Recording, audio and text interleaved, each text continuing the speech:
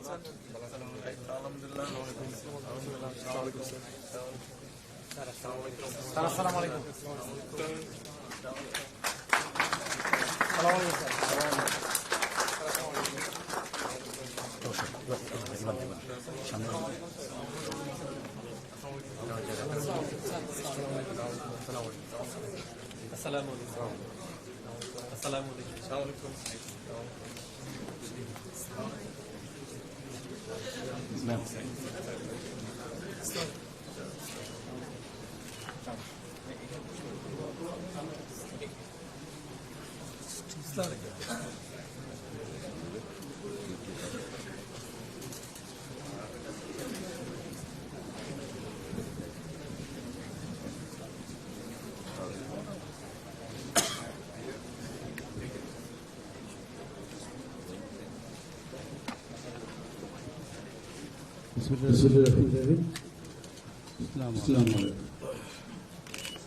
আমাদের মাঝে যুক্ত হয়েছেন আপনাদের সবার প্রিয় নেতা, বাংলাদেশের নেতা, বাংলাদেশ জাতীয় দল বিএনপির চেয়ারপারসন তারেক রহমান, আমাদের যুক্ত হয়েছেন আমাদের সকলের ডক্টর ইবাদুর রহমান, আমাদের সাথে আছেন বাংলাদেশ জাতীয় দলের মহাসচিব মির্জা ফখরুল আলমগীর, সামনে বসে আছে সিলেট শহর আশেপাশে প্রায় 19টি দেশ বিশ্ববিদ্যালয় থেকে আগত মেধাবী ছাত্রছাত্রীবৃন্দ। আপনারা সবাই অনেক সকাল থেকে বসে আছেন, অনেক প্রতীক্ষায় আছে আপনাদের প্রিয় নেতা জনাব তারেক রহমানের সাথে আপনারা আলাপ করতে চান, সংলাপ করতে চান। সেই সুযোগ আমাদের সামনে এসেছে। প্রিয় শিক্ষার্থী ভাই বোনেরা, আপনারা সবাই জানেন, আপনারা সবাই শুনেছেন, জনাব তারেক রহমান দেশে 17 বছর পরে দেশে ফেরত আসার পরেই উনি যে কথাটা জনসভাকে বলেছিলেন, I have a plan, we have a plan. আজকে আমাদের সুযোগ এসেছে সেই প্ল্যানের উপরে আলোকপাত করার। আপনারা আপনাদের সুচিন্তিত মতামত আপনারা দেবেন, আপনারা প্রশ্ন করবেন।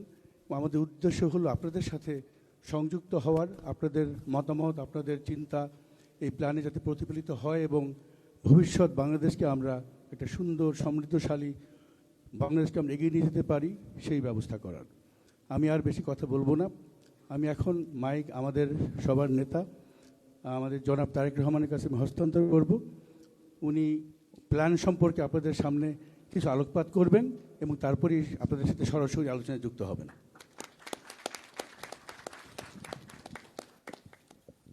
বিসমিল্লাহির রহমানির রহিম। আমার সামনে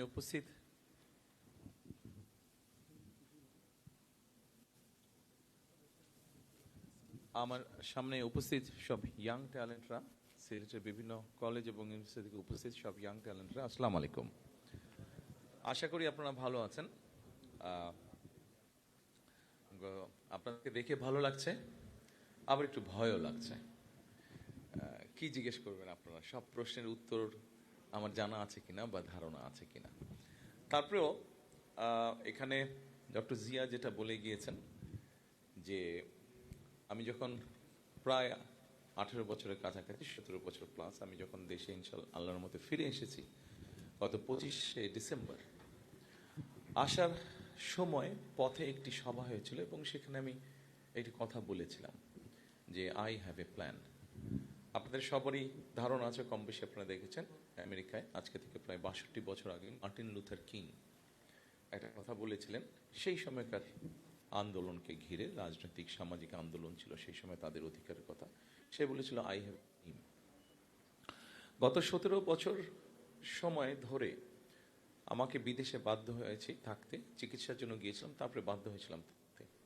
স্বাভাবিকভাবে যে দেশ ছিলাম সেই দেশটা অনেক বিষয়, অনেক বিষয় আমাদের কিছুটা বেটার, সেটা শিক্ষা হতে পারে, সেটা স্বাস্থ্য হতে পারে, সেটা এনভায়রনমেন্ট হতে পারে, সেটা রাস্তায় চলাচল, সবকিছু কম বেশি আমাদেরকে বেটার হয়ে যাবে।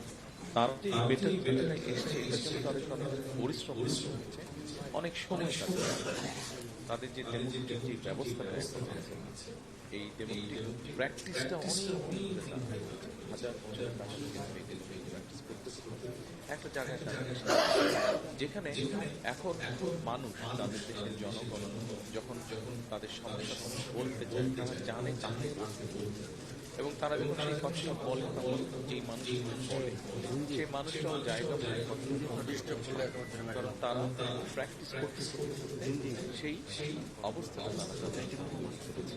আপনি জান দেখি এটা শুধু জাতীয় পর্যায়ে এটা লোকাল পৌরসভা বা আমাদের ইউনিয়ন এই পর্যায়ে তাদের পুরো ব্যবস্থাটাকে তারা যে তারা জনগণের সমস্যা অসুবিধা হয় সেই কথাগুলো তারা পৌঁছে দিতে পারে। তো আসেন আমরা আজকে আলোচনা শুরু করেছি আই হ্যাভ এ প্ল্যান। আমি কথাটি বলেছিলাম কিংয়ের কথার প্রতিধ্বনিতে সে ড্রিম আমি কারণ আমি বলি যেভাবেই হোক এটা আমরা শুনে এসেছি বহু বছর বিশেষ করে 15-16 বছর ধরে আপনারা দেশে ছিলেন আমার থেকে বেশি আর বেশি স্বপ্ন তো আমি বলি যে আমরা অনেক সময় স্বপ্ন দেখার পরে $16 বিলিয়ন নিশ্চয় আপনারা বোধ হয় তখন অনেক ইয়াং ছিলেন। আমি লাস্ট এসেছিলাম এই সিলেটে ঢাকা থেকে ড্রাইভ করে ছিলাম 2005 সুনামগঞ্জে বন্যায় রিলিফ কাজে এসেছিলাম। তখন আমার আসতে সময় লেগেছিল 4.5 থেকে 5 ঘন্টা, নট মোর দেন 5 ঘন্টার নিচে 4.5। গতকাল আমি প্লেনে এসেছি কিন্তু আমার গাড়িটা আগে এসেছে। আমি ওদেরকে জিজ্ঞেস করি কতক্ষণ লেগেছে।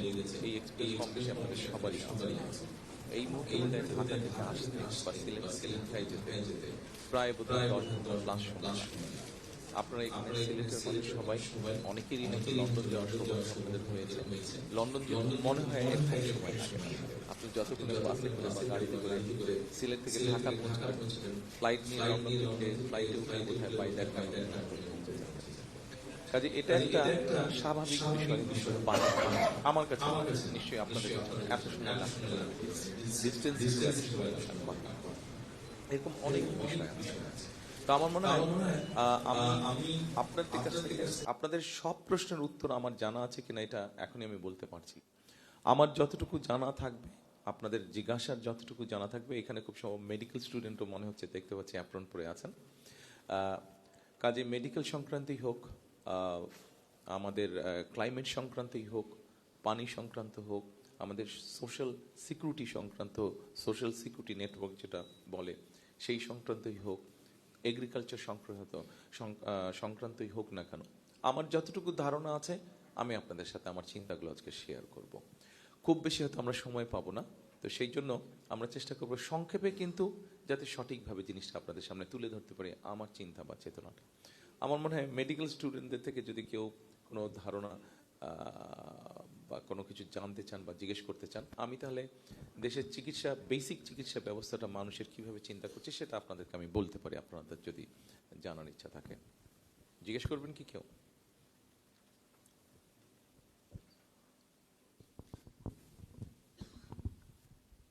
আসসালামু আলাইকুম, আমি সানজিদা আলম, সিলেট এমএজি উসমানী মেডিকেল কলেজে 4র্থ বর্ষে। আমার প্রশ্ন হচ্ছে, এই বাংলাদেশে রোগীর তুলনায় সরকারি হাসপাতালের বেড অনেক কম, যার কারণে রোগীরা মেঝেতে শুয়ে চিকিৎসা নিচ্ছেন। আপনার ধারণা আছে মোটামুটি এভারেজে কত মানুষ হসপিটালে বারান্দায় থাকে?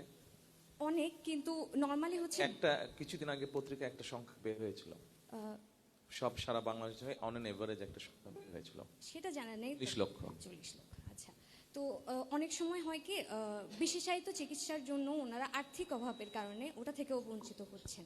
এখন যদি সরকারি হাসপাতালগুলো পাবলিক প্রাইভেট পার্টনারশিপের দিকে আগায়, সেই কর্মসূচিটা বাস্তবায়ন হলে কতটুকু ইফেক্টিভ হবে, প্লাস হচ্ছে বেসরকারি হাসপাতালগুলো আমাদেরকে কিভাবে সেদিক দিয়ে সেই ভূমিকা রাখবে কিভাবে? আচ্ছা, ধন্যবাদ আপনার প্রশ্নের জন্য। আপনার প্রশ্নটা আমি ডাইরেক্টলি আনসার করবো না, একটু লম্বা করে আমি আনসার করবো, এটার সাথে একটা বিষয় রিলেটেড। বসেন আপনি। দেখুন, আমাদের দেশের সবকিছু হিসাবে যদি আমরা কম্পেয়ার করি, আমাদের জনসংখ্যা 20 কোটির কম না। যে যত কথাই বলুক, আমি 2000 এই দেশ থেকে চলে যাবার আগে পর্যন্ত আমি দেশের আনাচে কানাচে ঘুরতাম, মানুষের সাথে কথা বলতাম। আমি দেখেছি, আমার ধারণা গত মোটামুটি 20 বছরের হিসাব যদি করি, কোনোভাবে 20 কোটির কম না এই দেশের মানুষ। এখন আপনি ধরেন আমাদের ওসমানী মেডিকেল কলেজ, আপনি তো ওখানকার স্টুডেন্ট। জি, আমরা যদি দেখি ওসমানী মেডিকেল কলেজে, এক্সাক্ট হিসাবটা আমার ধারণা নেই, তবে উদাহরণস্বরূপ বলছি, ধরেন আপনার ওসমানী মেডিকেল কলেজে প্রতিদিন হসপিটাল কর্তৃপক্ষ সে 1000 মানুষকে ট্রিটমেন্ট দিতে পারে। গভর্নমেন্ট থেকে তাদেরকে যেই ওষুধপত্র দেওয়া হয়, যে সার্জিক্যাল ইকুইপমেন্ট দেওয়া হয়, যে ব্যান্ডেজ বা যে সিরিঞ্জ, যেই মেডিসিন যাই দেওয়া হয় না কেন, 1000 লোককে সে ম্যানেজ করতে পারবে। কিন্তু আপনি যদি সকালে দেখেন, যেহেতু আপনি ওখানে কাজ করেন, নিশ্চয়ই আপনার এক্সপিরিয়েন্স আছে, আপনার না হলে ওখানে 2000 লোকের কিউ হচ্ছে প্রতিদিন। প্রতিদিন 2000 লোকের কিউ হচ্ছে। এখন যতই আপনি তাকে 24 ঘন্টা আপনি ট্রিটমেন্ট দেন না কেন, আপনি 1000 উপরে যেতে পারছেন না, আপনার ক্যাপাসিটি ওরকম।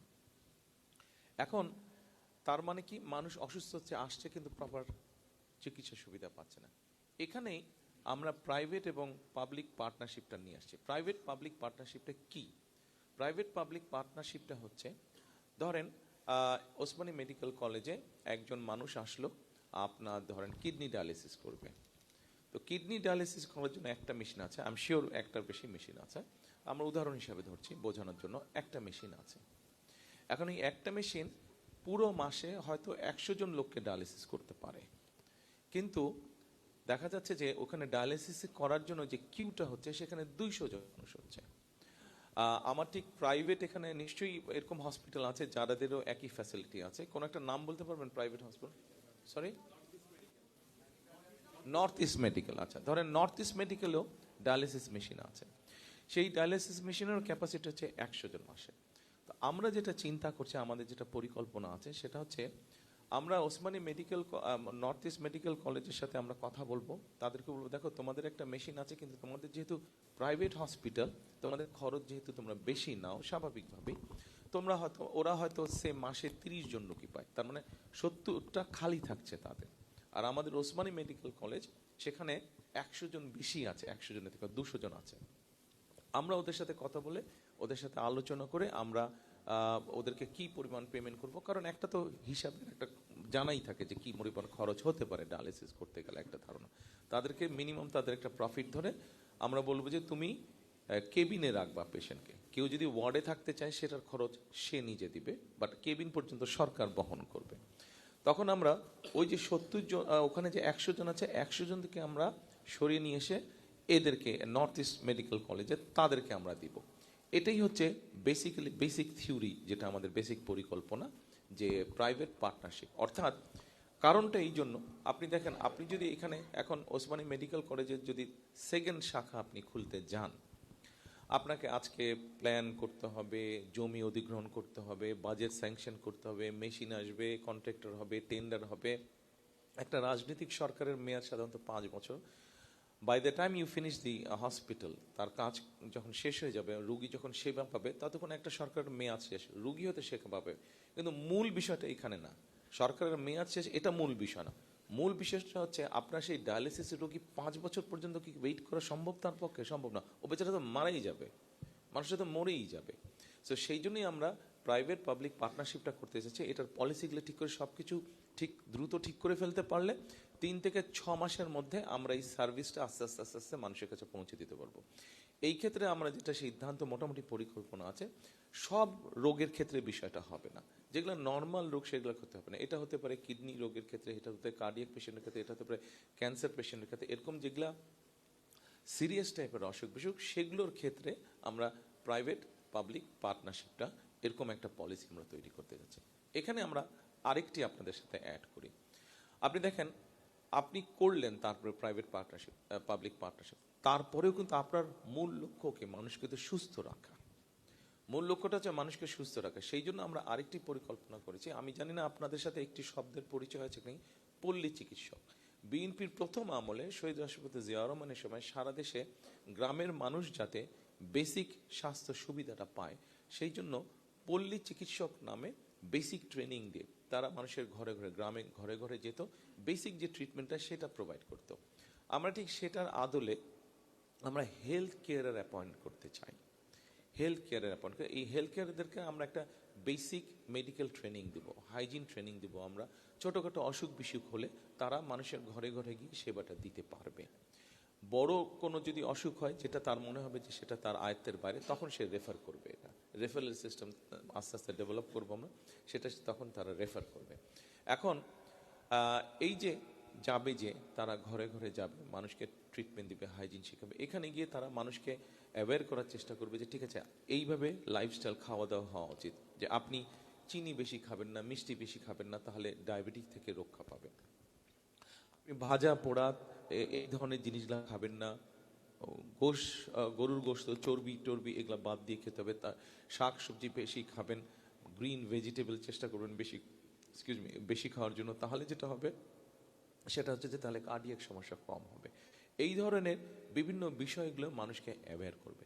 কেন অ্যাওয়্যার করবে, কেন অ্যাওয়্যার করা প্রয়োজন, মানুষকে কেন এই বিষয়গুলো জানানোর প্রয়োজন? কারণ ওই যে ওসমানী মেডিকেল কলেজে প্রতিদিন 2000 কিউ হচ্ছে, ওই কিউটাকে আমরা কমিয়ে আনতে চাইছি। আমরা ওই লাইনটাকে ওসমানী মেডিকেল কলেজের ক্যাপাসিটি হচ্ছে 1000 মানুষকে ট্রিটমেন্ট দেওয়ার প্রতিদিন।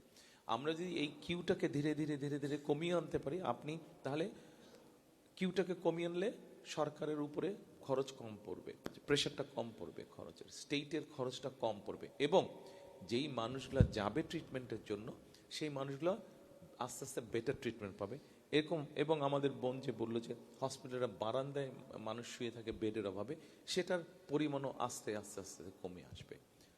এটা যে 1 সপ্তাহ 1 বছর 2 বছরই যে ব্যাপারটা হয়ে যাবে তা না। আপনি যখন শুরু করবেন কাজটা, পলিসি নিয়ে যখন কাজ শুরু করবেন, সময় লাগবে, কিন্তু আমরা কনফিডেন্ট ইনশাল্লাহ। আমরা সকলে মিলে যদি কাজ করি, আপনাদের মতন ইয়াং ডাক্তাররা যখন ফুল ফ্লেজেড ডাক্তার হয়ে আপনারা কাজ করবেন, আমরা ওই গোল আমাদের ইনশাল্লাহ অ্যাচিভ করতে পারবো।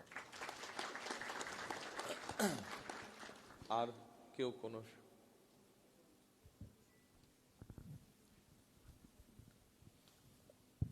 আসসালামু আলাইকুম, আমি ডক্টর গারিব, ওসমানী মেডিকেল কলেজে সার্জারিতে এফসিপিএস ট্রেইনি হিসেবে আবার আছি। মেডিকেল প্রশ্ন? আচ্ছা স্যার, বলেন। আমার প্রশ্ন যেটা হচ্ছে, মানে আমাদের আমরা অনেক কিছু দেখি স্যার, যখন যে ডিসেন্ট্রালাইজ হচ্ছে, অনেক দেশে উন্নত দেশগুলোতে ডিসেন্ট্রালাইজ হচ্ছে, আমাদের টারশিয়ারি হসপিটালগুলোর ডিসেন্ট্রালাইজ করার কোনো পরিকল্পনা আপনাদের আছে কি না? বা আমাদের হেলথ সেক্টরের যে বাজেট যেটা স্যার, সে বাজেটের কোনো মানে রেশিও অল্টার করে, ধরেন আপনি একদম সেন্ট্রাল লেভেল থেকে শুরু করে এরপর উপজেলা এবং বিলো, এর মাঝখানে ডিস্ট্রিক্ট লেভেল আছে, ওগুলোতে আমরা ভাগ করে কমায় নিয়ে আসতে পারি কিনা? সেন্ট্রালে আমরা অলরেডি অনেক টারশিয়ারি হসপিটাল আছে, আমরা যদি ডিস্ট্রিক্ট লেভেলে এই বাজেটের পরিমাণ একটু বাড়াই, তা থেকে যদি আমরা উপজেলা লেভেলে আরও একটু বাড়াই, আমার মনে হয় পিপল উইল বি বেনিফিটেড। সেভাবে আপনাদের কোনো পরিকল্পনা আছে কিনা? মানে বাজেট ডিসেন্ট্রালাইজড এবং ওই টারশিয়ারি হসপিটালগুলো যদি আমি ডিসেন্ট্রালাইজ করতে পারি, তাহলে হয়তো আমার মানে সিলেটের পেশেন্টের কার্ডিয়াক স্টেন্টিংয়ের জন্য হয়তো ঢাকা যাওয়া লাগতেছে না। সেক্ষেত্রে পুরো ফ্যামিলি সহ 4-5 জন নিয়ে যাওয়া লাগে, that will increase their cost. আমরা যদি সেক্ষেত্রে একটা টারশিয়ারি হসপিটাল, আমাদের তো অলরেডি সেটা আছে, ডাক্তাররাও আছেন, দক্ষ চিকিৎসকরাও আছেন, আমরা ওইভাবে কোনো প্ল্যানে আগাতে পারি কিনা? ধন্যবাদ স্যারকে। হ্যাঁ, আপনার প্রস্তাবটা খারাপ না, তবে একটা জিনিস আমাদেরকে বুঝতে হবে, আমাদের যেহেতু আমরা এখনো অত ধনী দেশ না, আমাদের রিসোর্স কনস্ট্রেইন যেহেতু আছে আমাদের, আমরা সব জায়গায় স্পেশালাইজ হসপিটাল হয়তো বা তৈরি করা সম্ভব না। আপনি কার্ডিয়াক সমস্যার কথা বলেন, আপনি বোধহয় কার্ডিয়াক স্টুডেন্ট প্রবলি। আচ্ছা, আমরা স্টেন্টিং ধরি, বাইপাস ধরি, যেটাই ধরি বা এই ধরনের ধরি, এটা হতে পারে যে আমরা ইনিশিয়াল স্টেজটা, ধরেন ওসমানী মেডিকেল কলেজ ইনিশিয়াল স্টেজটা সে সামাল দিল।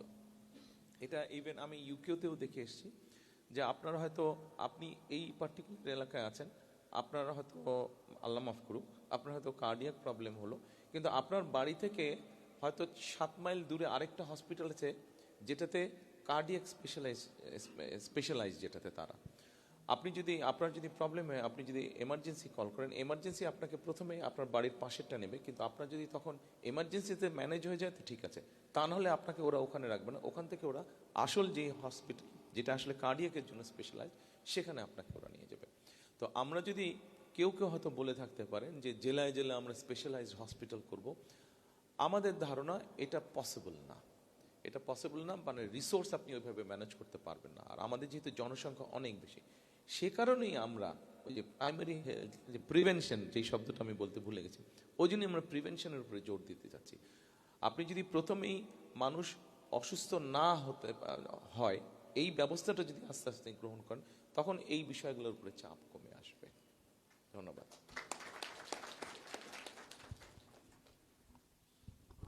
আসসালামু আলাইকুম, আমি আলিফ, সিলেট কৃষি বিশ্ববিদ্যালয় থেকে। আমরা জানি যে আপনি সবসময় ইউথ ইন অ্যাকশনে বিশ্বাসী।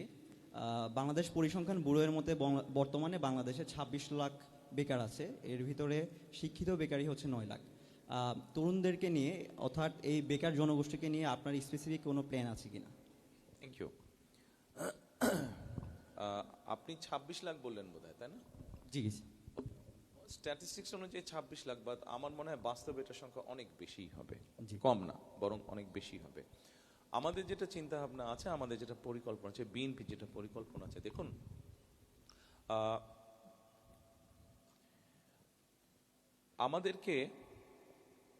আমাদের এখান থেকে মানুষ প্রতি বছর বিদেশে যায় প্রায় 10 লাখের মতো মানুষ বিদেশে যায়। আপনি যে পরিসংখ্যানটা দেখেন, এই 10 লাখের মধ্যে প্রায় 7 লক্ষ মানুষ যারা যায় তারা হচ্ছে আনস্কিল্ড মানুষ। ফলে তাদের যাওয়াটা, তাদের পরিশ্রমটা দেশের অর্থনীতি হোক, তার নিজের জন্য হোক, কোনো ভ্যালু অ্যাড করছে না। আচ্ছা, আপনি যেই মানুষগুলোর কথা বললেন, এই প্রত্যেকটা মানুষের কোনো না কোনো প্রতিভা আছে। এই প্রতিভাগুলোকে আমাদের কাজে লাগাতে হবে।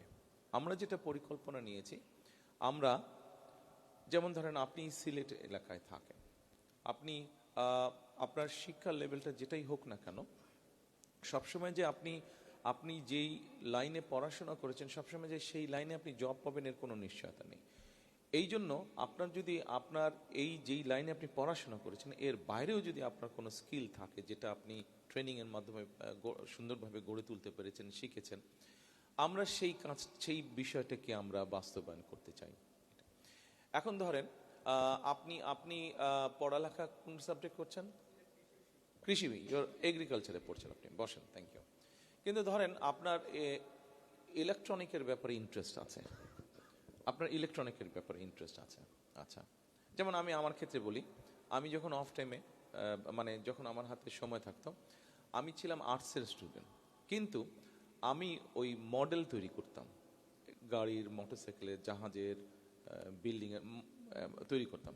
কেউ কেউ দেখে বলতো, তা আপনি তো ইঞ্জিনিয়ার হতে ছিল। যেভাবে আমি অঙ্কে কাঁচা ছিলাম সেজন্য ইঞ্জিনিয়ার হয়নি, ভাগ্য ভালো। তো ব্যাপার হচ্ছে মডেল তৈরি করতাম, ভালো লাগতো। এখন আপনিও হয়তো পড়ছেন আপনি এগ্রিকালচারে, কিন্তু আপনার হয়তো ধরেন ইলেকট্রনিক্স আপনার ইন্টারেস্ট আছে। আমরা দেশে আমাদের যে ভোকেশনাল ইনস্টিটিউশনগুলো আছে, আমাদের যে বিভিন্ন টেকনিক্যাল ইনস্টিটিউশনগুলো আছে, এগুলাকে আমরা মডার্নাইজ করতে চাই, এগুলাকে আমরা ইজি করতে চাই।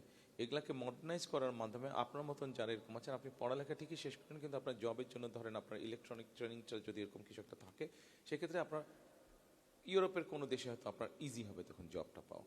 এবং এই জিনিসটাকে আমরা মডার্নাইজ করার মাধ্যমে শুধু যে ট্রেনিংয়ের ব্যবস্থা করব তা না, সাথে আমরা ল্যাঙ্গুয়েজ কোর্সটাও করব।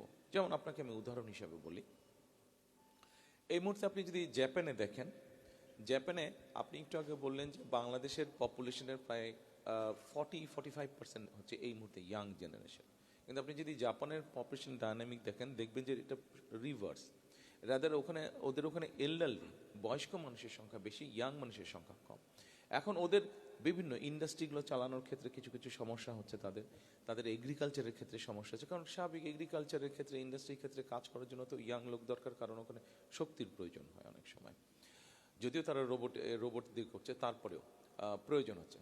একটা বিরাট ক্ষেত্রে তাদের প্রয়োজন হচ্ছে, যেটা হেলথ কেয়ারের তার প্রয়োজন, কারণ এল্ডারলি মানুষ যারা আছেন তাদেরকে টেক কেয়ার করতে হয়। এখন আপনার যদি এর মধ্যে কোনো একটা ট্রেনিং থাকে আপনার, এবং সাথে যদি আপনি জাপানিজ ল্যাঙ্গুয়েজটা জানেন, তাহলে আপনি কিন্তু ইজিলি জবটা পেতে পারেন ওখানে। আমাদের যেই 10 লক্ষ মানুষ যাচ্ছে, এর মধ্যে 7 লক্ষ মানুষ যারা বাইরে যাচ্ছে, আনস্কিল লেভেল যারা যাচ্ছে, এদের মধ্যে আবার ম্যাক্সিমাম মানুষ যাচ্ছে কিন্তু মধ্যপ্রাচ্যে। এবং আপনি সিলেট থেকে যদি যান অথবা ঢাকা থেকে যদি যান, আপনি যদি এয়ারপোর্টে দাঁড়িয়ে আপনি যদি একটা পরীক্ষা নেন, দেখবেন সৌদি আরবে ঠিকই যাচ্ছে, কিন্তু সৌদি আরবের কালচার বলেন বা মিডল ইস্টের কালচার বলেন, ল্যাঙ্গুয়েজ বলেন, কোনো সম্পর্কে তাদের কোনো ধারণা নেই। কিন্তু আমরা যদি এই মানুষগুলোকে, এবং কি কি কাজের জন্য যাচ্ছে, সেই যেই কাজের জন্য যাচ্ছে তার কোনো ধারণা আছে কিনা, দেখবেন যে অধিকাংশ ক্ষেত্রে ধারণা নেই। এখন এটা তো একটা স্টাডির ব্যাপার, রিসার্চের ব্যাপার, যে ঠিক আছে সৌদি আরবে যারা যাচ্ছে বা পুরো হোল অফ মিডল ইস্টে যারা যাচ্ছে তারা কি কি টাইপের কাজ করছে, আমরা এটা ইজিলি রিসার্চ করে বের করতে পারবো যে এই ওয়ার্ক। এবং আমরা যদি একটা টিমকে দায়িত্ব দিই, আপনার মতন ইয়াং ছেলে এরকম ইয়াং একটা টিমকে দায়িত্ব দিয়ে ঠিক আছে তুমি সৌদি আরবে, তোমরা বসে সৌদি আরবে কি কি ডেভেলপমেন্ট হচ্ছে নেক্সট 5 to 10 ইয়ার্সের মধ্যে তাদের কি কি ধরনের মানুষ লাগবে, আমরা ঠিক আপনার মতন ইয়াং ছেলে মেয়েদেরকে ওই ট্রেনিংগুলো দিব উইথ দি ল্যাঙ্গুয়েজ অফকোর্স। কাজী আপনি যখন, যেমন ওদের ওখানে এখন ইকোনমি ভালো হতে ওদের বিভিন্ন রকম ডেভেলপমেন্ট হচ্ছে, ওদের বিভিন্ন রকম আপনার রিসর্ট তৈরি হচ্ছে, ওদের ওখানে রাস্তা তৈরি হচ্ছে, ওদের ওখানে বিভিন্ন ইউনিভার্সিটি তৈরি হচ্ছে, সেখানে টিচার দরকার, সেখানে রোড ইঞ্জিনিয়ার দরকার, বিভিন্ন রকম মানুষ দরকার তাদের কাজে। কাজেই এই জিনিসগুলোকে যদি আমরা বের করে ফেলতে পারি যে নেক্সট 5 to 10 ইয়ার্স তাদের কি কি ধরনের মানুষ দরকার, আমরা যদি আমাদের ভোকেশনাল ইনস্টিটিউট বা ট্রেনিং ইনস্টিটিউটগুলো যদি ওইভাবে সাজিয়ে ফেলি এবং উইথ দি ল্যাঙ্গুয়েজ কোর্স অবশ্যই, তাহলে আপনার মতন যারা যাবে বিদেশে তাদের জন্য কাজ পাওয়াটা অনেক ইজি হবে এবং মোটামুটিভাবে আপনি বেকার থাকবেন না, হয়তো এটা বলাই যেতে পারে। Thank you.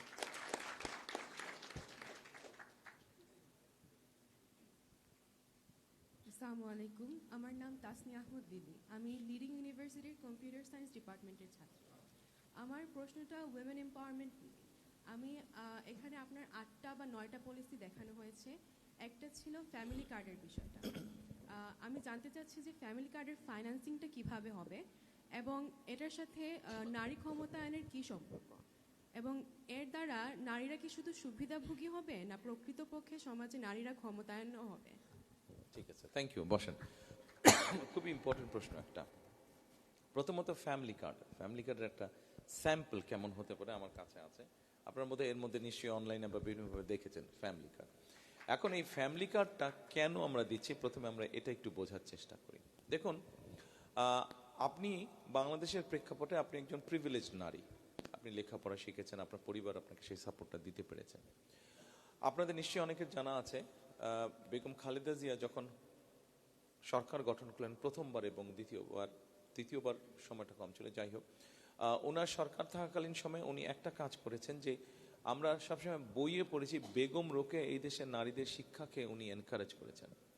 বেগম খালেদা জিয়া যেহেতু বেগম রোকেয়ার সেই স্টেট অথরিটি ছিল না, বেগম খালেদা জিয়া যেহেতু সেই স্টেট অথরিটি ছিল, বেগম রোকেয়ার ওই পলিসিটা অর্থাৎ খালেদা জিয়া ক্লাস 1 থেকে শুরু করে ক্লাস 12 পর্যন্ত মেয়েদের শিক্ষা ব্যবস্থাটা ফ্রি করেছেন। ফলে এখন যে কোনো জায়গায় যদি যে কোনো এডুকেশন ইনস্টিটিউশন আমরা যাই, দেখবো যে এনরোলমেন্ট ছেলে মেয়ে সমান, ক্ষেত্র বিশেষে মেয়েদের এনরোলমেন্ট বেশি, মেয়েরা মোর সিনসিয়ার টু স্টাডি। আচ্ছা, এখন গত 25 বছর ধরে এই কাজটা হয়ে এসছে, এর মধ্যে অনেক মেয়েরা লেখাপড়া করেছে, তারা বড় হয়েছে, এডুকেশন ব্যাকগ্রাউন্ড আছে। কিন্তু আপনাকে যেরকম বললাম, আপনি যেরকম একজন প্রিভিলেজ যারা, তাদের মধ্যে আপনি একজন। এখন আমরা যদি দেখি বাংলাদেশের প্রেক্ষাপটে, সামাজিক প্রেক্ষাপটে সবকিছুতে বাংলাদেশের অধিকাংশ নারী মানুষ তো বাস করছে গ্রামে, 70% মানুষ শহরের বাইরে বাস করছে। এই নারীদের অধিকাংশ বিভিন্নভাবে ডিপ্রাইভ, সামাজিকভাবে ডিপ্রাইভ। শিক্ষা হয়তো আছে, কিন্তু সেই শিক্ষাটাকে সে সঠিকভাবে কাজে যে ব্যবহার করবে সেটা হয়তো সে পারছে না রিসোর্সের কারণে এবং সামাজিক বিভিন্ন বাধ্যবাধকতা তারা আছে। আমরা যেটা করতে চাচ্ছি, বাংলাদেশে এই মুহূর্তে মোটামুটি কম বেশি আমাদের কাছে যে স্ট্যাটিস্টিক্স বা ডাটা আছে, আমরা হিসাব করে দেখেছি 5 থেকে 6 জনের সদস্য সংখ্যা ধরলে এরকম পরিবারের সংখ্যা অন এন এভারেজ 4 কোটি পরিবার, এরকম শহর গ্রাম সব মিলিয়ে 4 কোটি পরিবার। আমরা এই ফ্যামিলি কার্ডটা দিতে চাচ্ছি শুধুমাত্র নারীদেরকে, অর্থাৎ একজন নারী যার একটি সংসার আছে, স্বামী আছে, সন্তান আছে, অর্থাৎ পরিবারটা যে পরিচালনা, এরকম নারী, শুধু নারী হলেই কিন্তু দিচ্ছি না আমরা ফ্যামিলি কার্ডটা, আমরা দিচ্ছি পরিবারের যে প্রধান নারী যে সংসারটা চালাচ্ছে তার হাতে আমরা দিতে চাচ্ছি। এখন স্বাভাবিকভাবেই যখন সরকারের পক্ষ থেকে এরকম একটা রিকগনিশন দেওয়া হবে, একটা আইডেন্টিটি দেওয়া হবে নারীকে, স্বাভাবিকভাবে কিছুটা মানসিকভাবে এম্পাওয়ার্ড ফিল করবে সে। পরিবারের কাছে হোক, নিজের পরিবারের কাছে হোক, শ্বশুর বাড়ির পরিবারের কাছে হোক, একটা তার সম্মান হবে, সম্মানটা তার আরও বৃদ্ধি পাবে। এটা খুব স্বাভাবিক, এটা নর্মাল হিউম্যান সাইকোলজি। যার কাছে রিসোর্স থাকে মানুষ তাকে সম্মান করে, যার কাছে রিসোর্স থাকে, মানুষ তাকে সম্মান করে। এই ফ্যামিলি কার্ডের মাধ্যমে আমরা প্রথমে এক্সপেরিমেন্ট করব। আমরা, এটা সরকারের নিয়ম, আপনি যে কোনো কাজ যখন করবেন আপনাকে টেস্ট অ্যান্ড ট্রায়াল করতে হবে। আমরা দুভাবে করব। একটা হচ্ছে এই কার্ডের মাধ্যমে আমরা একটি পরিবারকে, ওই নারীর কাছে আমরা মাসে 2 থেকে 2,500 টাকা ক্যাশ পৌঁছে দেওয়ার ব্যবস্থা করব। আর আরেকটা সাইডে আমরা যেটা করব, আমরা এর মধ্যে 10টা উপজেলা অলরেডি বের করেছি। আমরা, আমাদের টিম যারা কাজ করছে বের করেছে সারা বাংলাদেশে। 5টাতে আমরা এরকম করব যে ওই পরিবারের নারীদেরকে আমরা 2 থেকে 2,500 টাকা মাসে ক্যাশ দেব। আর বাকি 5টা উপজেলায় আমরা যেই পরিবার, যেই নারীদেরকে ফ্যামিলি কার্ডটা দিব, তাদেরকে আমরা এসেনশিয়াল ফুড আইটেম দিব। এটা হতে পারে চাল, সাথে আলু, সাথে লবণ, সাথে তেল, মানে রান্নার কুকিং অয়েল, এরকম 4-5টা আমরা এসেনশিয়াল ফুড আইটেম দিব। আচ্ছা, এখন কি হবে? প্রথমত আপনি টাকা দিলে ক্যাশটা সে পাচ্ছে। আমাদের স্টাডি বা রিসার্চ যেটা বলে যে একজন নারীর কাছে যদি গৃহবধূ, সোজা কথা মানে ফ্যামিলি যে ওয়াইফ, তার হাতে যদি আপনি একটা রিসোর্স দেন, তাহলে যদি আপনি ক্যাশ দেন, সেইটা সে প্রথমে কোথায় কোথায় খরচ করতে পারে। আমরা ছেলেদের কাছে দেখেছি পকেটে টাকা থাকলে দোস্ত চলে আয়, গল্প করি, কিছুক্ষণ পরে টাকাটা নাই, শেষ হয়ে যাচ্ছে। কিন্তু একজন নারীর ক্ষেত্রে, বিশেষ করে গৃহবধূর ক্ষেত্রে যখন আমরা দিচ্ছি টাকাটা, তখন আমরা দেখছি যে উনি টাকাটা খরচ করছেন প্রথমত তার ফ্যামিলির হেলথের পিছনে, যদি তার সেই সেন্সটা থাকে, উনি হেলথের পিছনে। দ্বিতীয়ত, অধিকাংশ নারী দ্বিতীয় জায়গায় খরচ করছে, সেটা হচ্ছে তার বাচ্চাদের এডুকেশনের পেছনে।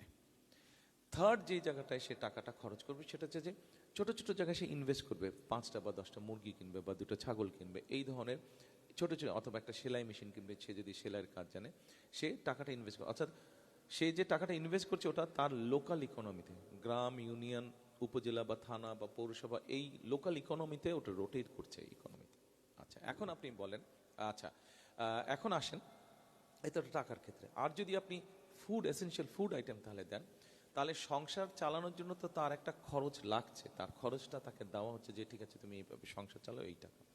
ধরেন তার সংসার চালাতে মাসে হয়তো, এখন যে যত দাম জিনিসপত্রের, 5-6 জনের যদি পরিবার হয়, মিনিমাম 5-7 হাজার টাকা তো লাগেই, মিনিমাম 5-7 হাজার টাকা লাগে অন অ্যান এভারেজ। তো এখন তাকে যদি আপনি 2 থেকে 2,500 টাকা ক্যাশ বা এসেনশিয়াল ফুড আইটেম দেন, তাহলে কি হচ্ছে, তার যেই টাকাটা সেখান থেকে সে হয় সেভ করতে পারছে, বা যেভাবেই হোক সেভ হচ্ছে, তো তার হাতে কিছুটা হলো টাকা জমা হচ্ছে।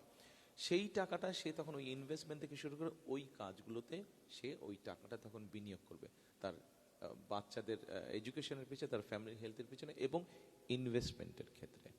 স্বাভাবিকভাবেই যখন আস্তে আস্তে একজন নারীর কাছে এই, হতে পারে এটা ক্ষুদ্র অ্যামাউন্ট, কিন্তু এরকম ক্ষুদ্র অ্যামাউন্ট আস্তে আস্তে জমতে শুরু করবে, তখনই কিন্তু মানুষ তাকে, একটু আগে যেই কথাটি বলেছি, কথাটি শুনতে হয়তো কারো কারো কাছে খারাপ লাগতে পারে, বাট এটি হচ্ছে বাস্তব। আপনার কাছে যখন রিসোর্স থাকে তখন আপনাকে সবাই সম্মান করবে। কাজেই তখন সে নারীটার মর্যাদা বৃদ্ধি পাবে, তার আত্মবিশ্বাসটা বৃদ্ধি পাবে।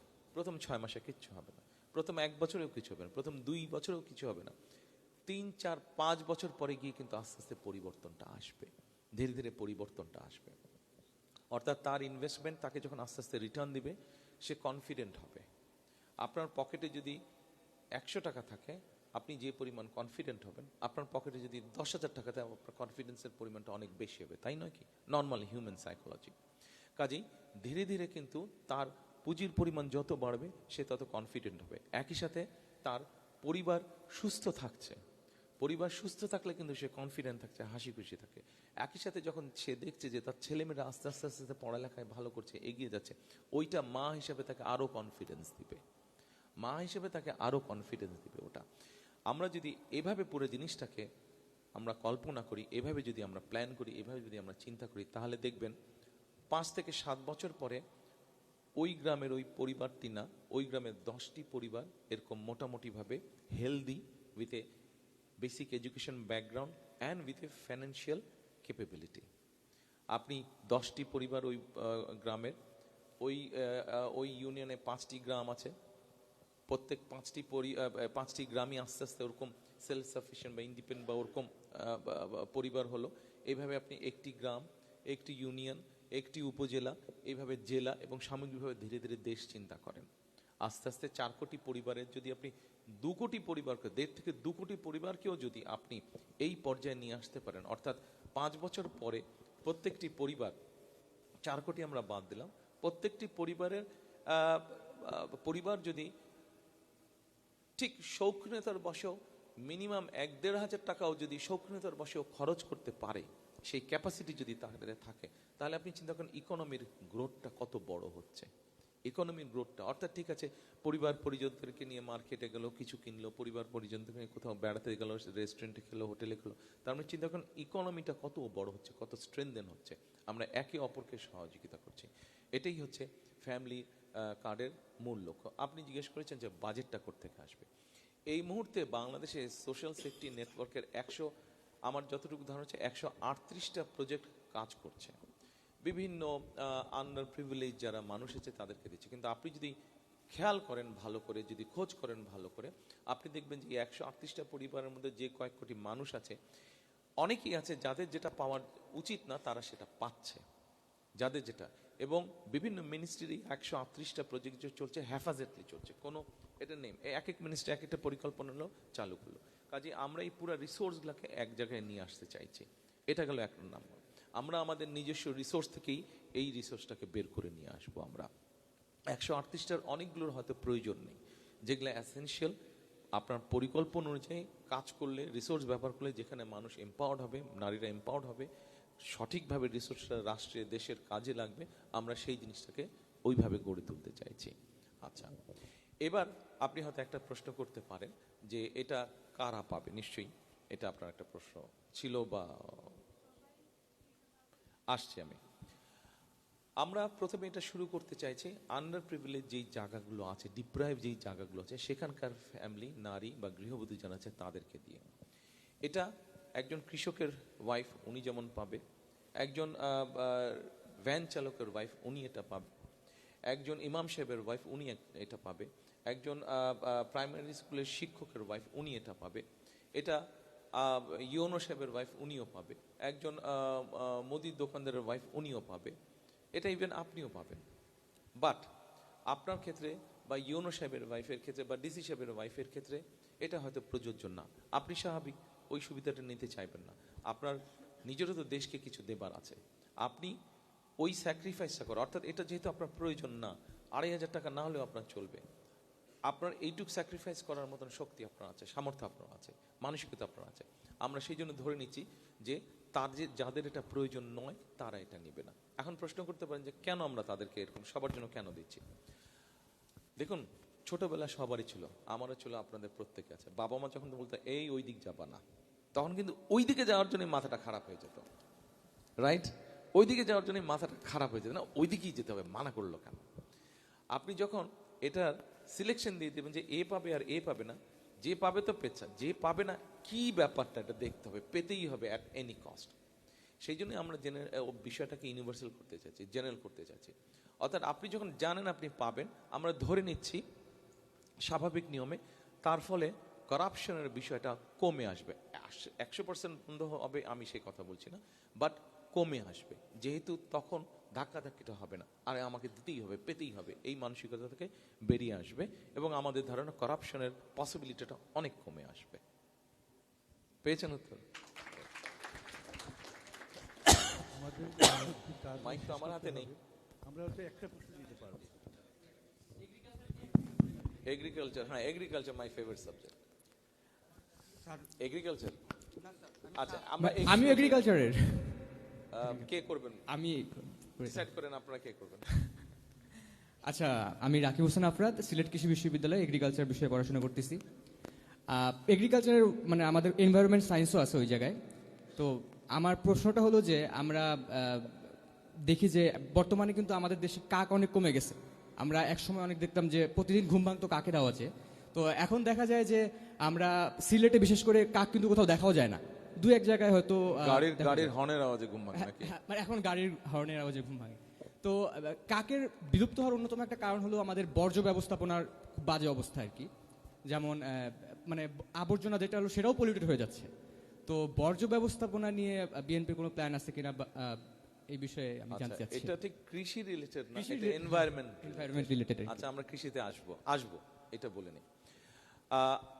আপনার প্রশ্নটা একটা খুব ইম্পর্টেন্ট প্রশ্ন। এই প্রশ্নটার সাথে আমাদের দেশের মানুষের প্রত্যেকটি মানুষের স্বাস্থ্য, মন, মানসিকতা সবকিছু জড়িত। কিভাবে? আমার সিলেটেরটার ধারণা নেই, ঢাকারটার ধারণা আছে আমার। আমি ওটা দিয়ে উদাহরণ হিসাবে বলছি। ঢাকায় কম বেশি প্রতিদিন 7,000 টন আবর্জনা জমা হয়, 7,000 টন। আচ্ছা, এবং আপনি যদি বাংলাদেশের কম বেশি, আমি কালকে দেখে একটা জিনিস ভালো লেগেছে, কম বেশি সিলেট শহরটা, যদিও পপুলেশন কম, তারপরে সিলেট শহরটা আমার কাছে রাতে যতটুকু দেখেছি অনেক পরিষ্কার মনে হয়েছে। আবর্জনার পরিমাণ যত্রতত্র সেভাবে নেই, অনেক পরিষ্কার, কোয়াইট ক্লিন মনে হয়েছে। তারপরেও তো ঢাকা শহর যদি আমরা দেখি, আমরা দেখবো যত্রতত্র ময়লা পড়ে আছে ঢাকা শহরে। এবং এই ময়লাগুলোর সবচেয়ে ডেঞ্জারাস বিষয় হচ্ছে যত্রতত্র পড়েতে এই ময়লাগুলো থেকে আস্তে আস্তে জীবাণু বের হচ্ছে। এই জীবাণুগুলো বাতাসে মিশছে, ওই বাতাসটা আমরা শ্বাস প্রশ্বাসের সাথে গ্রহণ করছি। এখানে মেডিকেল স্টুডেন্ট যারা আছেন, আপনাদের পরিষ্কার ধারণা আছে, এই জীবাণুগুলো যেতে যেতে একসময় এমন হয় আমাদের নিজস্ব যে ইমিউন ক্যাপাসিটি আছে, সেই শরীরে যে রোগ প্রতিরোধক শক্তি আছে, সেটা কিন্তু আস্তে আস্তে ধ্বংস হয়ে যাচ্ছে। ফলে আল্লাহ মাফ করুক, বাট এমনও হতে পারে যে দেখা যাবে হয়তো 10, 15, 20 বছর পরে আমাদের শরীরে অ্যান্টিবায়োটিক কাজ করছে না, এরকম পরিস্থিতি হতে পারে। আচ্ছা, তো প্রথমত আমাদেরকে মানুষকে সচেতন করতে হবে যে কি করলে আবর্জনা, অর্থাৎ ময়লা কম করাটাই আমাদেরকে শেখাতে হবে, যে কোন কাজটা করলে ময়লাটা কম, ময়লা তো হবেই, কিছু তো ময়লা হবেই অবশ্যই, কিন্তু কি করলে আবর্জনা কম হবে, এই বিষয়টি, এই সেন্সটি প্রথমে মানুষকে শেখাতে হবে। আচ্ছা, এর বাইরে আপনার আমাদেরকে যারা এই দায়িত্বটা যাদের পরিষ্কার রাখা, তাদেরকেও আমাদের সচেতন করতে হবে এবং অবশ্যই তাদেরকে আমাদের সহযোগিতা করতে হবে। কিভাবে তাদেরকে সহযোগিতা করলে তারা তাদের কাজটা বেটার করতে পারবে, পরিষ্কার করতে পারবে। তৃতীয় একটা বিষয় আছে এখানে, সেটা হচ্ছে যে আমাদেরকে এটার সাথে গণতন্ত্রের ব্যবস্থাটা রিলেটেড, ডেমোক্রেসির বিষয়টা কিন্তু, এই যে ময়লার যে প্রশ্নটা আসছে, ডেমোক্রেসির ব্যাপারটা রিলেটেড। কিভাবে রিলেটেড? আপনি যদি সত্যিকার ভাবে আপনার শহরের ওয়ার্ড কাউন্সিলর যে হয় বা মেয়র যে হয়, অথবা আপনার ইউনিয়ন পরিষদের যে মেম্বার হয় অথবা চেয়ারম্যান হয়, আপনি যদি ধীরে ধীরে গণতন্ত্র প্র্যাকটিস করার মাধ্যমে সত্যিকার ভোটের মাধ্যমে যদি আপনি এই ব্যক্তিগুলোকে নির্বাচিত করতে পারেন, তখন তাদেরকে গিয়ে আপনি বলতে পারবেন যে এই ময়লাগুলা কেন পরিষ্কার হচ্ছে না, কারণ আপনার কথা তখন মূল্য আছে। সো গণতন্ত্র কিভাবে এখানে আমাদেরকে সাহায্য করতে পারে, এটাও কিন্তু একটা বিষয় আছে, যে আমাদেরকে আমাদের শহর পরিষ্কার রাখার জন্য, সামগ্রিকভাবে সমগ্র দেশ পরিষ্কার রাখার জন্য গণতন্ত্র does matter, very important matter, plays a very important role গণতন্ত্র। আচ্ছা, এবার আসুন আমাদের একটা চিন্তা ভাবনার কথা শেয়ার করি। পরিষ্কার করানো, পরিষ্কার রাখা, মানুষকে অ্যাওয়্যার করা, যারা পাবলিক রিপ্রেজেন্টেটিভ হবে বিভিন্ন পর্যায়ের, তাদের মাধ্যমে তাদের দায়িত্ববোধটাকে বাড়ানো, কাজ করা, এটা যেমন আছে। দেখুন এই মুহূর্তে এই যে ইলেকট্রিসিটিতে যে বাতিটা জ্বলছে, এই বাতিটা জ্বালানোর জন্য আপনার যে পাওয়ার স্টেশনটা কাজ করছে, এই পাওয়ার স্টেশনের জন্য দরকার আইদার গ্যাস, ন্যাচারাল গ্যাস, অথবা ফার্নেস অয়েল, অথবা কোল। নর্মালি বাংলাদেশে এই তিনটা দিয়ে মোটামুটিভাবে বিদ্যুৎ উৎপাদন হচ্ছে। এর মধ্যে আমরা বিদেশি কিছু কোম্পানির সাথে কথা বলেছি, প্রাইমারি আলোচনা করেছি আমরা, তারা মোটামুটিভাবে এক্সপার্ট, সেটা হচ্ছে যে ময়লা থেকে তারা বিদ্যুৎ তৈরি করে। আমরা তাদেরকে দিয়ে বলানোর চেষ্টা করছি, তাদের সাথে কথা বলছি আমরা প্রাইমারি লেভেলে, আমরা আমাদের লেভেলে কথা বলেছি তাদের সাথে, যে তোমরা ময়লা থেকে বিদ্যুৎটা কিভাবে করবে এবং তোমরা ময়লাটা নিজেটা কালেকশন করবে কিনা, অথবা কিভাবে কালেকশন করে নিয়ে এসে ময়লাটা, অর্থাৎ এই জন্য বললাম যে এখন যেভাবে বিদ্যুৎটা উৎপাদিত হচ্ছে, আপনাকে আইদার ন্যাচারাল রিসোর্স গ্যাস ব্যবহার করতে হচ্ছে, গ্যাসটা এখানে আপনার ব্যবহার হয়ে যাচ্ছে, অথবা আপনাকে কোল ইম্পোর্ট করতে হচ্ছে, অথবা ফার্নেস অয়েল ইম্পোর্ট করতে হচ্ছে। তো যেই দুটো আপনাকে ইম্পোর্ট করতে হচ্ছে, গ্যাস হয়তো আমাদের নিজেদের এখনো আছে গ্যাস, সেটা আমরা ব্যবহার করছি, কিন্তু কোল বা ফার্নেস অয়েল এটা তো ডলার দিয়ে ইম্পোর্ট করছে। কিন্তু আমরা যদি ময়লা থেকে আমাদের যে আবর্জনা সারা দেশে, এটাকে যদি একটা সিস্টেমের পরিকল্পনার মধ্যে নিয়ে আসি এবং এটার থেকে যদি আমরা বিদ্যুৎটা উৎপাদন করতে পারি, তাহলে এটার বিদ্যুৎ উৎপাদনের র মেটেরিয়ালটা কি হচ্ছে, ময়লা, আবর্জনা।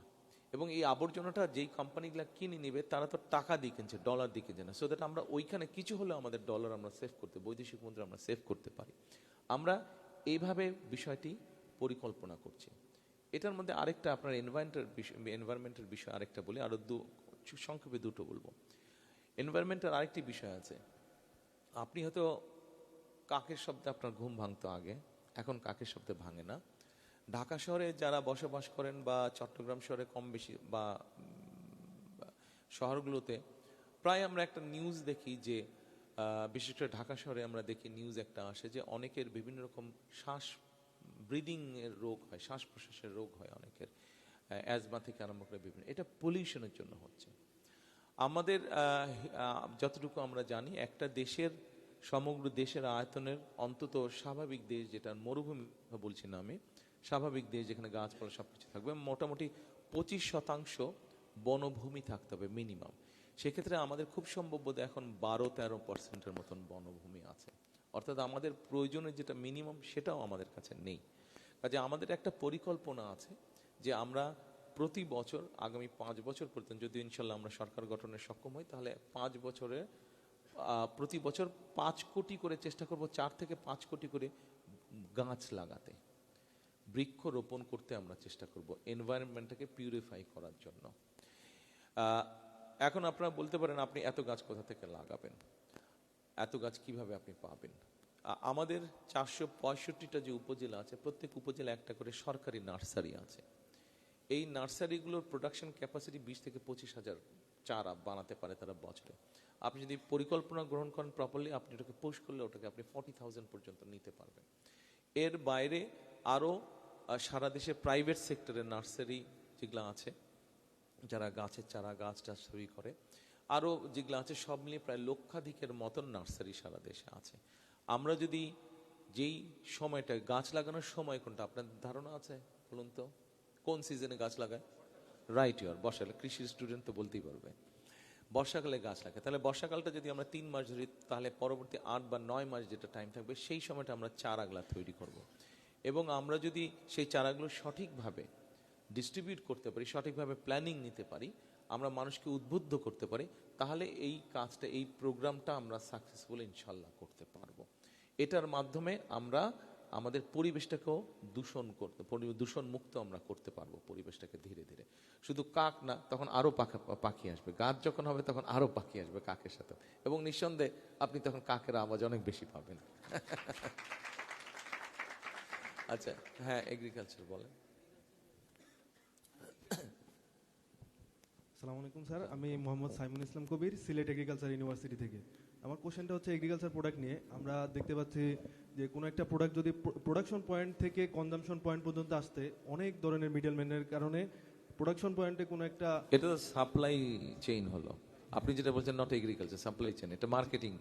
জি, এখন এই যে কোনো একটা প্রোডাক্টের দাম যদি প্রোডাকশন পয়েন্টে 5 টাকা হয়, অনেক ধরনের মিডলম্যানের কারণে এটা কনজাম্পশন পয়েন্ট মানে সারা বাংলাদেশে কনজাম্পশন পয়েন্ট পর্যন্ত যেতে 80 টাকা 90 টাকা এরকম সবজির দাম বেড়ে যায়। তো সরকারের এরকম কোনো পলিসি আছে কিনা যে মানে কিভাবে মানে গভর্নমেন্টের ইনিশিয়েটিভের মাধ্যমে এই মিডলম্যান রিডিউস করার ব্যাপারে? তো আর এবং দিনের আপনার প্রশ্নটা মনে হয় ঠিক এগ্রিকালচারের সাথে রিলেট, বাট ডাইরেক্টলি না, এটা মার্কেটিং পলিসির সাথে। দেখুন, এই যে আমি কথা শুরুতেই বলেছিলাম যে আমার কথা শুরুতেই আমি বলেছিলাম যে ঢাকা সিলেট রোডে যেতে, সিলেট থেকে ঢাকা যেতে বা ঢাকা থেকে সিলেট আসতে প্রায় 10 ঘন্টা 10.5 ঘন্টা এখন সময় লাগছে। আপনি চিন্তা করেন, আপনি সিলেটের বিভিন্ন জায়গা থেকে যদি আপনি শাক সবজি নিয়ে একটা ট্রাককে ঢাকায় পাঠান, এটা যদি 4 থেকে 5 ঘন্টার মধ্যে পৌঁছে যেতে পারতো, রাস্তাটা যদি স্মুথ থাকতো, ভালো থাকতো, তাহলে ওই লোকটার তেল খরচ কম হতো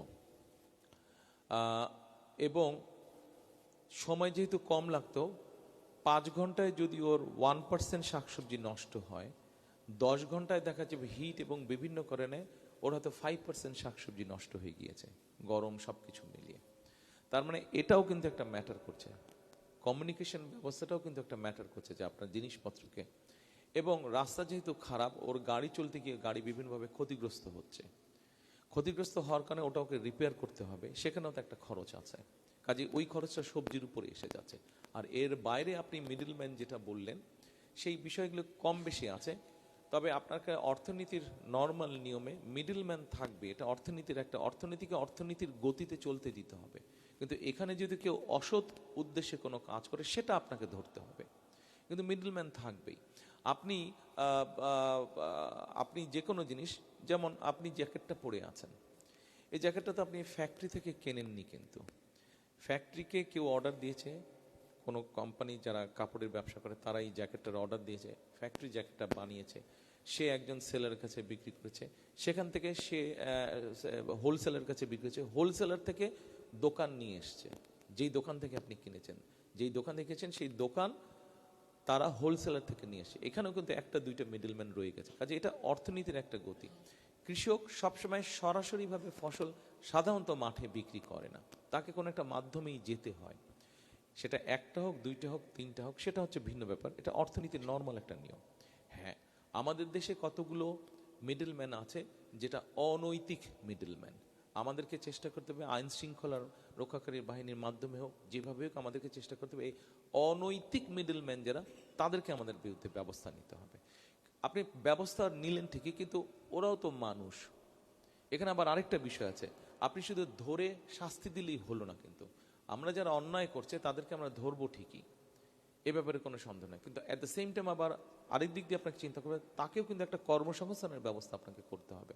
তা না হয়তো তাকে শাস্তি দিলেন, জেলে পড়লেন, সে তো বের হয়ে আবার ক্রাইমে ইনভলভ হয়ে যাবে। কাজে সেই জন্যই এই যে একটা প্রশ্ন এসেছিল আমাদের, যে ইয়াং ছেলে মেয়ে হোক বা যেটাই হোক তাদের কর্মসংস্থানের কী ব্যবস্থা। আমি কর্মসংস্থান ব্যাপারে আরও প্রশ্ন আশা করেছিলাম আমি আপনাদের কাছে। এনিওয়ে, তো এখন এইভাবে আমরা জিনিসটাকে আমাদেরকে চেক করতে হবে, ঠিক আছে? এইভাবে চেক করতে হবে কিভাবে জিনিসের দাম কম। আর জিনিসের দাম কমানোর আরেকটি বিষয় আছে, আমাদের কাছে একটা প্রশ্ন এসছে যে ফ্যামিলি কার্ডের, আমরা কিন্তু আরেকটা কার্ড ইন্ট্রোডিউস করতে চাচ্ছি, সেটা হচ্ছে যে ফার্মার্স কার্ড বা কৃষক কার্ড। এই কার্ডটার অন্যতম দুটো মেইন উদ্দেশ্য, একটা হচ্ছে কৃষকদের পাশে দাঁড়ানো, অ্যাকচুয়ালি দাঁড়ানোর মতন করে দাঁড়ানো। কারো যদি 5 টাকার সহযোগিতা লাগে, আপনি যদি তাকে 1 টাকা দেন তার সহযোগিতা হচ্ছে না। আপনি 5 টাকার প্রয়োজন সহযোগিতা, আপনি 5 টাকা দিতে না পারলে অন্তত 4 টাকা পর্যন্ত আপনি দেওয়ার ব্যবস্থা করেন, কিন্তু সঠিকভাবে দেওয়ার ব্যবস্থা করেন। আমাদের লক্ষ্য হচ্ছে এটা 1 নম্বর। দ্বিতীয় লক্ষ্য হচ্ছে কৃষক কার্ডের মাধ্যমে, সেটা হচ্ছে যে প্রোডাকশন বাড়ানো। দেখুন, প্রথমে আমি বলেছি কথাতে, আমাদের জনসংখ্যা কোনোভাবেই 20 কোটির কম না, বেশি হলেও হতে পারে। আমাদের জনসংখ্যা পৃথিবীর 8ম বৃহৎ জনসংখ্যা, মানে population wise we are the 8th largest country in the world. তো এখন এই জনসংখ্যাকে তো যদি আপনি মোটামুটি ন্যায্য মূল্যে খাদ্যশস্য সরবরাহ করতে চান, তাহলে অবশ্যই আমাদেরকে উৎপাদনও বাড়াতে হবে। আমাদেরকে উৎপাদন না বাড়ালে আমাদের কোনো উপায় নেই, কিন্তু কাজে আমাদেরকে উৎপাদন বাড়ানোর মূল আরেকটা কৃষি কার্ডের ফার্মার্স কার্ডের লক্ষ্য হচ্ছে উৎপাদন বাড়ানো। সেটা আরেকটা বিষয়, সেটা প্রশ্ন থাকলে, সময় থাকলে বা প্রশ্ন থাকলে একটু আমাদের যে প্রোগ্রাম চলছে সেটা আমি বুঝতে পারছি যে আপনাদের সবারই অনেক প্রশ্ন রয়েছে, কিন্তু আমাদের সময় একদমই শেষ। আমরা শেষ একটা প্রশ্ন নিয়ে আমরা এই অনুষ্ঠানটা আমাদের শেষ করতে হবে। দয়া করে একটু বসুন, আমরা শেষ প্রশ্নটি নিয়ে তারপরে কথা বলবো। স্যার, আমাদের একটা রিকোয়েস্ট ছিল স্যার। আমাদের রিকোয়েস্টটা হলো মেমোরি হিসেবে যদি একটা সেলফি নাও যেত আমাদের সাথে স্যার, খুব ভালো হতো স্যার, আপনি যদি এটা। ঠিক আছে, এটা প্রশ্ন না, আমার মনে হয় আমরা গুরুত্বপূর্ণ আলোচনায় ফিরে আসি। স্যার, একটা কোয়েশ্চন। আসসালামু আলাইকুম স্যার, আমার একটা কোয়েশ্চন ছিল, যদি একটু সময় দিতেন, যেটা ছিল আইটি সেক্টরের। বলেন। আমি মেট্রোপলিটন ভার্সিটির সিএসসি ডিপার্টমেন্টের একজন স্টুডেন্ট। আমার কোয়েশ্চনটা ছিল যে বাংলাদেশে দেখা যায় আফটার গ্র্যাজুয়েশন ম্যাক্সিমাম স্টুডেন্ট ফেব্রুয়ারি চলে যায়, কারণ দেখা যায় সিএসসি রিলেটেড, মানে ট্রিপলি বুঝিনি, আরেকবার বলেন। বাংলাদেশে দেখা যায় maximum IT related student after graduation তারা অ্যাব্রুডে চলে যায়, বিকজ বাংলাদেশে কোনো জব অপরচুনিটি নাই, বিশেষ করে সিএসসি, ট্রিপলি বা মেকানিক্যাল ইঞ্জিনিয়ার, অটোমোবাইল। বিকজ বাংলাদেশে দেখা যায় জেনারেল বুয়েট থেকে যেগুলো স্টুডেন্ট চলে আসে তারা বিসিএস দিয়ে সাধারণ ক্যাডারে চলে যায় বা পররাষ্ট্র ক্যাডারে চলে যায়। দেখা যায় কোনো আইটি রিলেটেড জব বাংলাদেশ নাই, একবারে নাই বললে চলে। মানে আমার দেখা এক বড় ভাই বুয়েট থেকে চলে এসেছে, বর্তমানে প্রাইমারিতে জব করতেছে, কারণ আইটি রিলেটেড কোনো জব সেক্টরে নেই। যাদের আর্থিক অবস্থা খুবই ভালো তারা চলে যায় বিদেশে, যারা আর্থিক অবস্থা খুবই খারাপ তারা বাংলাদেশে খুবই নর্মাল জবগুলো করে। দেখা যায় মানে বিসিএস ক্যাডার, বা পররাষ্ট্র ক্যাডার বিভিন্ন ক্যাডারে চলে যায়। দেখা যায় মানে বর্তমান বিশ্ব মানে ম্যাক্সিমাম মানে কান্ট্রিগুলো আইটি সেক্টরের উপরে খুবই জোরটা দিতেছে। তার বাজেটের মানে এডুকেশন বাজেটের 1% থাকে আইটি, যেমন ডেনমার্ক বা ফিনল্যান্ড এরকম কান্ট্রিগুলো আইটি রিলেটেড সেক্টরে খুবই স্ট্রং। বাট আমাদের দেখা যায় ম্যাক্সিমাম বাংলাদেশে ম্যাক্সিমাম দেখা যায় স্টুডেন্ট বর্তমানে সিএসসিতে ভর্তি হইতেছে ম্যাক্সিমাম স্টুডেন্ট বা ট্রিপলিতে, বাট জব নাই বললেই চলে, মানে বা প্রতিটা ভার্সিটিতে কোনো ফ্যাসিলিটি নাই। আমি মনে হয় কিছুটা হলেও বুঝতে পেরেছি আপনার প্রশ্ন, ধন্যবাদ। দেখুন, আপনার মতন অনেক ইয়াং ছেলে মেয়ে আছে যারা বিভিন্ন রকম আইটিতে বিভিন্ন রকম কাজ করে। সো আপনাকে ধরে নিই, আপনি হয়তো ডিজাইনিং এর কাজ করেন, অথবা ডাটা প্রসেসিং এর কাজ করেন, অথবা আপনি অনলাইনে ট্রেডিং এর কাজ করেন। আপনি এখন আপনাদেরকে আমরা যতটুকু জানি, এই মানুষগুলো বা যারা আইটিতে পড়ালেখা করছে, যে আইটি কোম্পানি যেগুলো হচ্ছে, যেমন ধরেন সেমিকন্ডাক্টর, এই সেমিকন্ডাক্টরের বোধহয় কতগুলো ক্যাটাগরি আছে, শুধু সেমিকন্ডাক্টর বললে না, অনেক রকম কয়েক রকম ক্যাটাগরি আছে। তো এই ধরনের যে ইন্ডাস্ট্রিগুলো, এই ইন্ডাস্ট্রিগুলো আসার জন্য যেই পরিবেশটা দরকার, তাদের যে এনভায়রনমেন্টটা দরকার, প্রথমত আমাদেরকে সেই কাজগুলো আমরা তৈরির চেষ্টা করছি, পরিকল্পনা করছি। আমি যদি খুব বেসিকভাবে ধরে নিই যে আপনার মতন যেই ইয়াংস্টার বা যারা ইয়াং আছেন, যারা আইটিতে কম বেশি এই কাজগুলো করছেন, আপনারা কিছু কিছু সমস্যা ফেস করছেন। যেমন ধরেন, আপনি ইন্টারনেট কানেকশন পাচ্ছেন না, এটা একটা সমস্যা বোধহয় হয় কম বেশি। ধরেন আপনি যখন ধরেন ডাটা এন্ট্রির কাজ করছেন, ডাটা প্রসেসিং কাজ করছেন, প্রপারলি আপনি হয়তো আনইন্টারাপ্টেড ইন্টারনেট ফ্যাসিলিটি পাচ্ছেন না, স্লো হয়ে যাচ্ছে। আচ্ছা, এটার জন্য আমরা যেটা চেষ্টা করছি, যে যেমন ধরেন আমরা দেখেছি বিগত স্বৈরাচারের সময় দেশের বিভিন্ন জায়গায় আইটি পার্কের নামে কতগুলা বড় বড় বিল্ডিং তৈরি করা হয়েছে, কিন্তু অধিকাংশ জায়গায় গেলে আমরা এখন দেখছি সেখানে হয় কমিউনিটি সেন্টার চলছে, অথবা সেখানে বন্ধ হয়ে পড়ে আছে। সেটা আমরা এই জায়গাগুলোকে আবার অ্যাক্টিভ করতে চাইছি এখন। কিভাবে সেটা? আপনার মতন ছেলেরা বা মেয়েরা যারা আইটি রিলেটেড কাজ করছে, এরা হয়তো কেউ কন্টেন্ট মেক করছে, কেউ ডাটা প্রসেসিং কাজ করছে, যেগুলো বললাম আমরা আপনাদের কাছে জানতে চাইবো, আপনাদেরকে আমরা ইনভাইট করব যে আপনারা কে কি কাজ করছেন, কার কি ক্রাইটেরিয়া, দেখে যতজনকে সম্ভব হবে আমরা আপনাদেরকে ওখানে ফ্রি ওয়াইফাই সুবিধা সহ আমরা ওখানে আপনাদেরকে ওয়ার্কিং স্পেস দিব। ওই আইটি সেক্টরগুলোতে ওয়ার্কিং স্পেস দিব আমরা। ওয়ার্কিং স্পেস দিলে কি হবে, আপনি ওখানে কাজ করতে পারছেন। আপনি একটা ছোট জায়গা পেলেন, হয়তো আপনার বাসায় জায়গা নেই, অথবা আপনি মেসে থাকেন, অথবা আপনি হোস্টেলে থাকেন, কিন্তু প্রপার আপনি এনভায়রনমেন্ট পাচ্ছেন না। ফলে আপনি ওই জায়গায় যখন একটা ওয়ার্কিং প্রপার স্পেস পাবেন, আপনার কাজের গতিটা বাড়বে। আপনি যখন আরও 2-3 জনকে পাবেন একসাথে আপনার রিলেটেড কাজ করছে, তখন দেখা যাবে আপনার 4-5 জন মিলে একটা ছোট কোম্পানি ফর্ম করে ফেলেন আইটি রিলেটেড। এটা গেল একটা বিষয়, একটা দিক। একটা বহুল সমস্যা দেখা যাচ্ছে আমাদের ইয়াং ছেলে মেয়েদের মধ্যে, যারা এই সংক্রান্ত কাজ করছে, তারা পেমেন্টগুলো প্রপারলি পায় না। বিকজ ইন্টারন্যাশনাল গেটওয়ে যেগুলো আছে পেমেন্টের, এই পেমেন্টের গেটওয়েগুলো প্রপারলি এখানে কাজ করছে না। কাজ না করার ফলে যেটা হচ্ছে, আপনি ধরেন একটা কাজ করে $100 আর্ন করলেন, কিন্তু ওটা বিভিন্নভাবে আপনাকে আনতে হচ্ছে, আপনি প্রপারলি আনতে পারছেন না। সে পেপালের অ্যাক্সেসটা এখানে নেই বাংলাদেশে। তো এখন আমরা অলরেডি তাদের সাথে প্রাইমারি একটা আলাপ করেছি, তাদেরকে বলেছি ভাই তোমরা বাংলাদেশে আসো, আমাদের অনেক ইয়াং ছেলেমেয়েরা আছে যাদের এই সমস্যাগুলো হচ্ছে, তোমরা যদি আসো বাংলাদেশে তাহলে তোমাদেরও বিজনেস হবে, আমাদের ছেলেমেয়েরাও যারা কাজ করছে, আমাদের ছেলেমেয়েরা যারা কাজ করছে তাদের জন্য সুবিধা হবে। এই কাজটা আমরা করতে চাইছি। এর বাইরে আমরা বিভিন্ন জায়গা, ধরেন শহরের মধ্যে বিভিন্ন ভালো ক্যাফেটেরিয়া যেগুলো, অথবা আপনার বিভিন্ন লাইব্রেরি যেগুলো আছে, অথবা বিভিন্ন কলেজ বা হাই স্কুল যেগুলো আছে, যেখানে ইয়াং স্টুডেন্টদের বা আপনার মতন স্টুডেন্টদের চলাফেরা উঠা বসা আছে, সেই জায়গাগুলোতে আমরা ইম্পর্টেন্ট জায়গাগুলোতে আমরা ফ্রি ওয়াইফাই দেওয়ার সুবিধা চিন্তা ভাবনা করছি। এর মধ্যে আমরা এক্সপেরিমেন্টাল কয়েকটি প্রজেক্টও চালু করেছি, যে আপনি ফ্রি ওয়াইফাই ওখানে পাবেন। একদম ফ্রি না ব্যাপারটা, তবে আপনাকে কিছু দিতে হবে না। ব্যাপারটা এরকম হবে যে আপনি যখন লগ ইন করবেন, আপনাকে যেগুলো প্রসেস আছে ওগুলো ফলো করতে হবে। করার পরে আপনার কাছে 1 থেকে 1.5 মিনিট একটা অ্যাড দেখতে হবে। আপনার জন্য হয়তো ফ্রি ওটা 1 ঘন্টা বা 1.5 ঘন্টার একটা ফ্রি টাইম থাকবে। আপনি 1.5 ঘন্টা পরে ডিসকানেক্ট হয়ে যাবেন, হয়তো হয়ে গেলে আবার আপনি লগ ইন করবেন, আপনাকে 1-1.5 মিনিটের অ্যাডটা দেখতে হবে, আবার আপনি কানেক্ট হয়ে যাবেন। এইভাবে জিনিসটা হবে। এভাবে একদম তো ফ্রি বলে কিছু নাই পৃথিবীতে। আর এর বাইরে বিভিন্ন আইটি রিলেটেড যেগুলা কোম্পানি, যেমন আমি প্রথমেই বললাম যে যেমন ধরেন আপনার ওই যে কি শব্দটা বললাম, সরি, সেমিকন্ডাক্টর, রাইট, সেমিকন্ডাক্টর। যে সেমিকন্ডাক্টর কম বেশি এই কাজগুলোতে যারা ইনভলভ আছে এরকম কিছু মানুষের সাথে আমাদের কথা হয়েছে। এই রিলেটেড যেই বিজনেসগুলো আছে, এই রিলেটেড যেই জবগুলো আছে, সেগুলোকে কিভাবে বাংলাদেশে নিয়ে আসা যায়, কি পরিবেশ তৈরি করলে, কি সুযোগ সুবিধা, কি পলিসি তৈরি করলে বাংলাদেশে নিয়ে আসা যায়, সেই ব্যাপারগুলোতে আমরা তাদের সাথে কথা বলেছি এবং সেগুলোর উপরে আমরা মোটামুটি কাজ করছি। আমরা আশা করি যে আমরা সেটাতে আমরা সফল হব ইনশাল্লাহ। Thank you.